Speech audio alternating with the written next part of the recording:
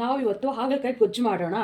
ಅದಕ್ಕೆ ಬೇಕಾಗಿರುವ ಸಾಮಗ್ರಿಗಳು: ಟೊಮಾಟೊ, ಕರಿಬೇವಿನ ಸೊಪ್ಪು, ಜೀರಿಗೆ, ಸಾಸಿವೆ, ಬೆಳ್ಳುಳ್ಳಿ, ಈರುಳ್ಳಿ. ಹಾಗಲಕಾಯಿ ನೀರಲ್ಲಿ 1 ಅವರ್ ಉಪ್ಪಲ್ಲಿ ಹಾಕಿ ನೆನೆಸಬೇಕು. ಆಮೇಲೆ ಅದನ್ನು ಚೆನ್ನಾಗಿ ನೀರನ್ನು ಹಿಂಡಿ ತೊಗೊಳ್ಬೇಕು. ಹುಣಸೆ ಹುಳಿ ಇಷ್ಟು ಹಾಕಿ ನಾವು ಹಾಗಲಕಾಯಿ ಗೊಜ್ಜು ಹೇಗೆ ಮಾಡೋದು ಅಂತ ನೋಡೋಣ. ಮೊದಲಿಗೆ ಗ್ಯಾಸನ್ನು ಹಚ್ಚಬೇಕು. ಒಂದು ಪಾತ್ರೆಯನ್ನು ಇಡಿ.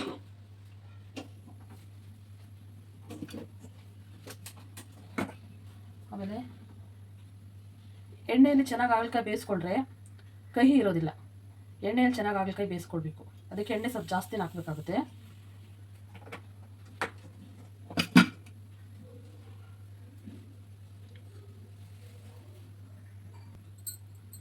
ಎಣ್ಣೆ ಕಾದ ನಂತರ ಫಸ್ಟು ಜೀರಿಗೆ, ಸಾಸಿವೆ ಹಾಕ್ಕೊಳ್ಬೇಕು.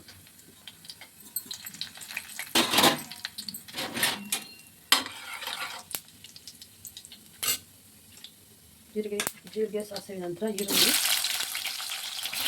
2 ಈರುಳ್ಳಿ ತಗೊಳ್ಳಿ. 2 ಈರುಳ್ಳಿ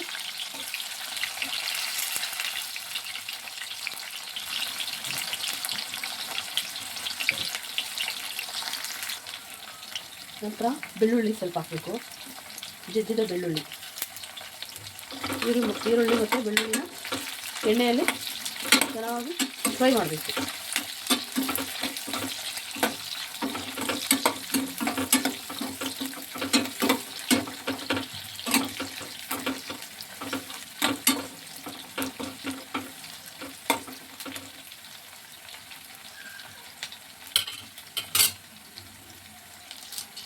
ಕರಿಬೇವಿನ ಸೊಪ್ಪು,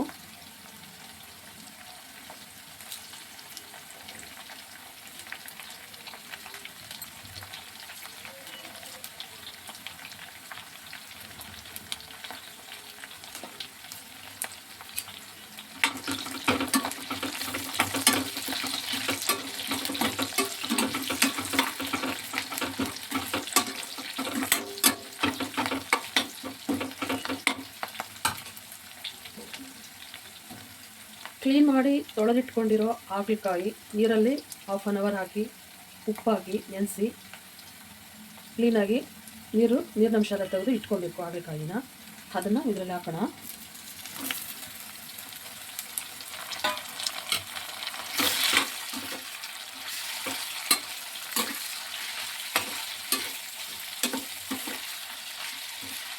ಎಣ್ಣೆಯಲ್ಲೇ ಚೆನ್ನಾಗಿ ಹಾಗಲಕಾಯಿ ಬೇಯಿಸಬೇಕು. ಆವಾಗ ಕಹಿ ಸ್ವಲ್ಪ ಕಡಿಮೆ ಆಗುತ್ತೆ.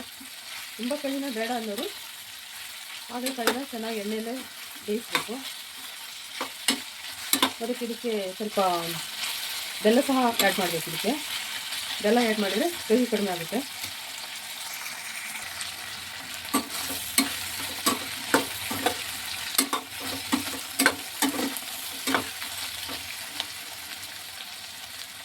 ಚೆನ್ನಾಗಿ ಬೇಯಲಿಕ್ಕೆ ಕೊಡಿ. ಚೆನ್ನಾಗಿ ಬೇಯಬೇಕಿದು.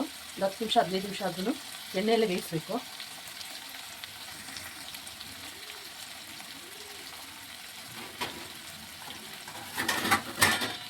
ಪ್ಲೇಟ್ ಇಟ್ಟು 10 ನಿಮಿಷ ಬೇಯಿಸೋಣ.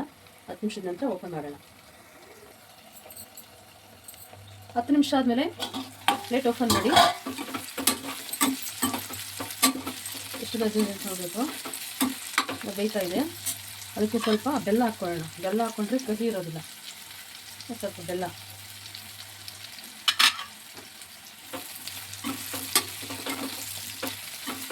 ಹಾಕೊಂಡ್ಮೇಲೆ ಸ್ವಲ್ಪ ಮಿಕ್ಸ್ ಮಾಡಬೇಕು.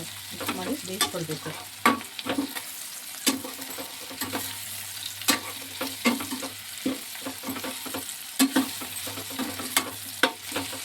ಅದಕ್ಕೆ ಈಗ ಟೊಮೆಟೊ ಸೇರಿಸ್ಕೊಳ್ಳೋಣ.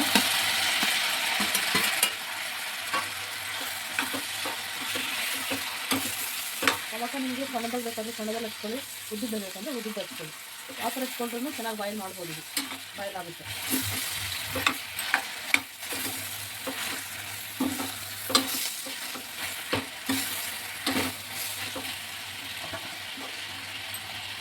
ಮತ್ತು ಉಪ್ಪು ರುಚಿಗೆ ತಕ್ಕಷ್ಟು ಉಪ್ಪು. ಟೊಮಾಟೊ ಬೇಯಬೇಕಲ್ವ, ಟೊಮಾಟೊ ಹಾಗಲಕಾಯಿ ಎಲ್ಲ ಬೇಯಬೇಕು. ಅದಕ್ಕೆ ಸ್ವಲ್ಪ ಉಪ್ಪು ಹಾಕ್ಕೊಳ್ಬೇಕು.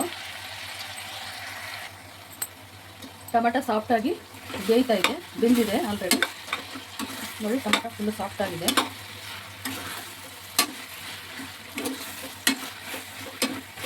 ಚೆನ್ನಾಗಿ ಬೇಯಿಸ್ಕೊಳ್ಬೇಕು ಟೊಮೊಟೊ.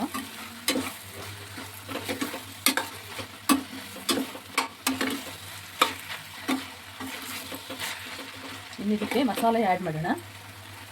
ಮಸಾಲೆ 1 ಸ್ಪೂನ್ ಖಾರದ ಪುಡಿ, 1 ಸ್ಪೂನ್ ಖಾರದ ಪುಡಿ, 2 ಸ್ಪೂನ್ ಧನಿಯಾ ಪೌಡರು, 2 ಮಿಕ್ಸ್ ಮಾಡೋಣ. ಉಪ್ಪು ಆಲ್ರೆಡಿ ಹಾಕಿದ್ದೀವಿ, ಬೇಯಲಿಕ್ಕೆ 2 ಮಿಕ್ಸ್ ಮಾಡಿ ಸ್ವಲ್ಪ ಬಾಯ್ಲ್ ಮಾಡಬೇಕು.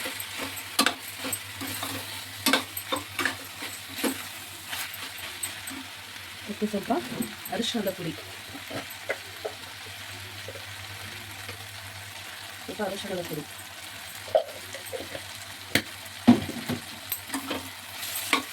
ಮಿಕ್ಸ್ ಮಾಡಬೇಕು.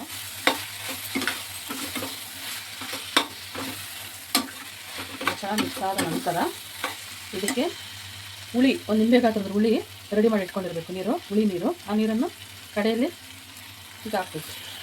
ಹುಳಿ ನೀರು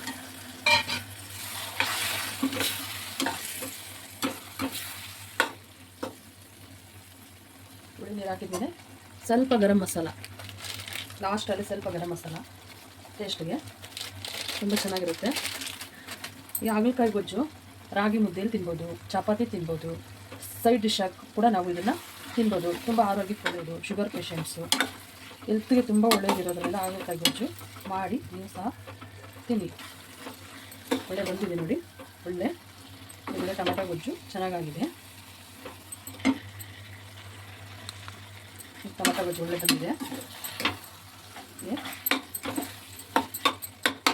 ಒಳ್ಳೆ ಪರಿಮಳ ಬರ್ತಾ ಇದೆ. ಸಹ ನೀವು ಒಂದ್ಸರಿ ಟ್ರೈ ಮಾಡಿ, ನನ್ನ ಚಾನಲ್ನ ಲೈಕ್ ಮಾಡಿ. ಕಹಿನೇ ಇಲ್ಲ, ಸ್ವಲ್ಪ ಸಾನು ಕಹಿನೇ ಇಲ್ಲದ್ರೆ ಈ ಥರ ಮಾಡಿದರೆ ಕಹಿ ಬರೋದಿಲ್ಲ. ಕಹಿನೇ ಇಲ್ಲದ್ರೆ ನಾವು ಹಾಗಲಕಾಯಿ ಗೊಜ್ಜನ್ನು ನಾನು ಹೇಳಿದ ಮೆಥಡಲ್ಲಿ ಮಾಡಿದರೆ ಕಹಿ ಬರೋದಿಲ್ಲ. ನೀವು ಸಹ ಟ್ರೈ ಮಾಡಿ ನೋಡಿ. Thank you.